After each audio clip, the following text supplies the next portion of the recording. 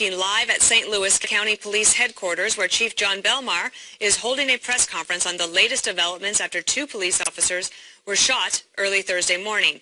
We'll let you know if there are any developments on the manhunt that's underway. But meanwhile, last night, around 200 people peacefully rallied outside the city's police station. Thankfully, a much smaller and quieter crowd than the night before.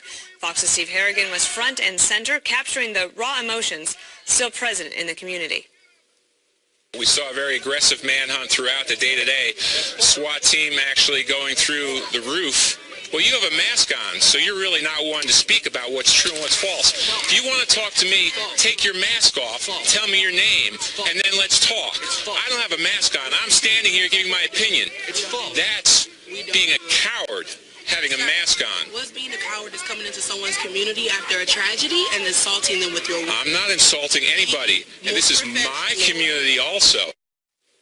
Steve joins us now from Ferguson. Steve, you've gone there over and over again. You've seen the community. What do you think is happening on the ground tonight?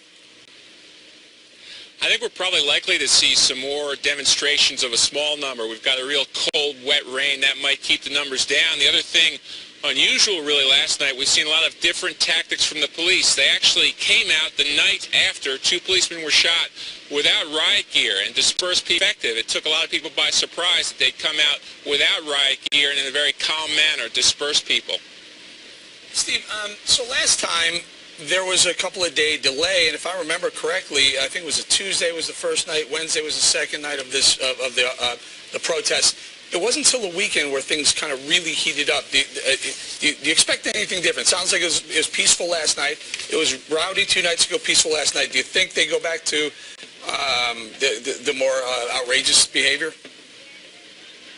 I think the fact that these 2 policemen were shot has thrown a wrench into the momentum of the protesters, plus the fact that they've gotten so many of their demands met. We've seen the police chief gone, the city manager gone, a judge gone. I think all these factors together are going to reduce the numbers, but we've seen surprises before, twists and turns, and a crowd can build here very suddenly. But unless we see some dramatic new information perhaps about this shooter, who he is or how he's treated, I think we're going to see the numbers go down at this point, but that's a guess. Steve, who's taking the lead on this? Is it Ferguson Police or is it outside St. Louis County Police? Who's out there right now monitoring these protests for the most part?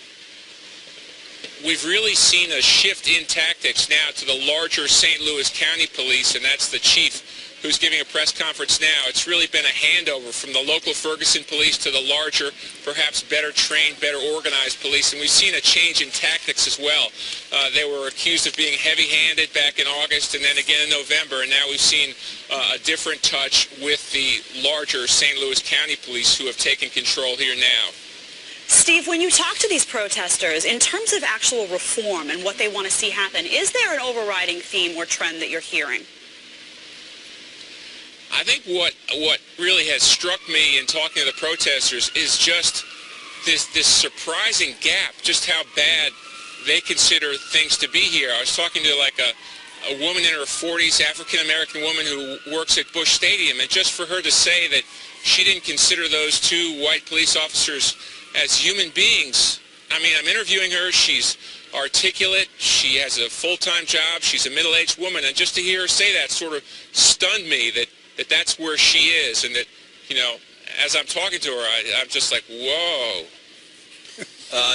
Steve, after the killings of the New York Police Department officers and then these shootings, everyone's quick to say that these are like bad apples, not representative of the whole, which they don't do when there's a police incident. They tend to indict the entire police force, or the police as a nation force is always indicted.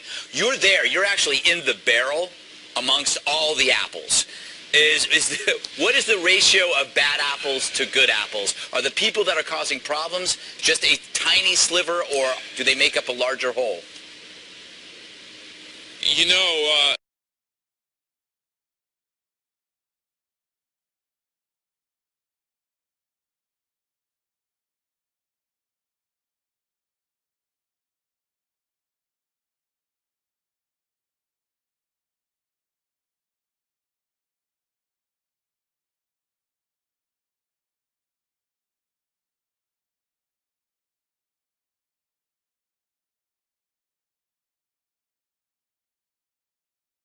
Around last night and talk to 10 people on the air, and I'd have 10 people say, oh, these are bad apples, these are not part of the protests, we are completely peaceful, this did not come from us. But I didn't even get that. I got that 50% of the time. The other half of the time was the cops got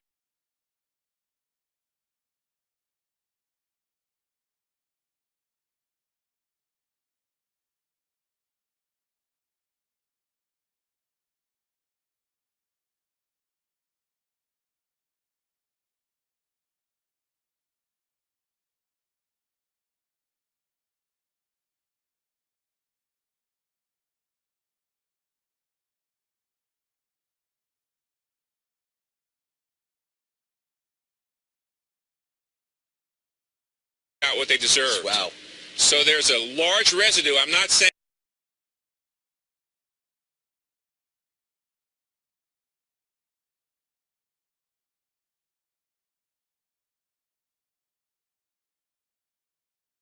of bad apples, but of people with no empathy towards the policemen in their own community. And that struck me. That's amazing. What kind of a situation we have here. I have a last question for you, Steve, because we know you got some reporting to do, but I was curious about how the misinformation or the spreading of the hands up, don't shoot lie, really, we found out that did not happen, but that became like the symbolism of the movement all across the country.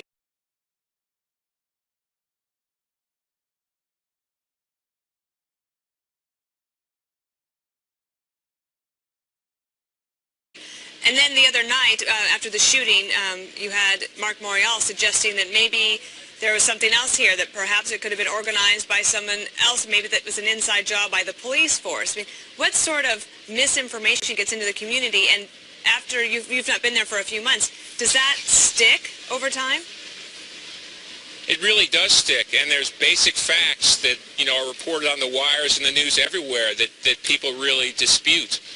The incidents around Michael Brown's death, the incidents about even these police officers. We were in a debate last night with someone who insisted that the bullet was not still lodged in one of the officers' head, which in fact it is. It's right near his ear. He was shot under the right eye. The bullet's still there. So basic facts from back in August to November to now are completely different depending on who you talk to. And some of these protesters just are missing key basic facts of what really has happened. All right, Steve, thanks so much for joining us, and we'll watch your reporting over tonight and tomorrow. Thank you. All right, I'm curious about that, Greg, when he says that this misinformation, basic facts aren't resolved. How does anybody get around that from a communication standpoint? Well, a lot of this has to do with media amnesia.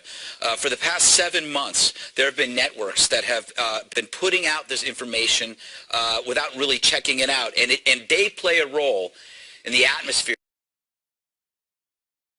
CNN this morning at the gym, and they were talking about healing.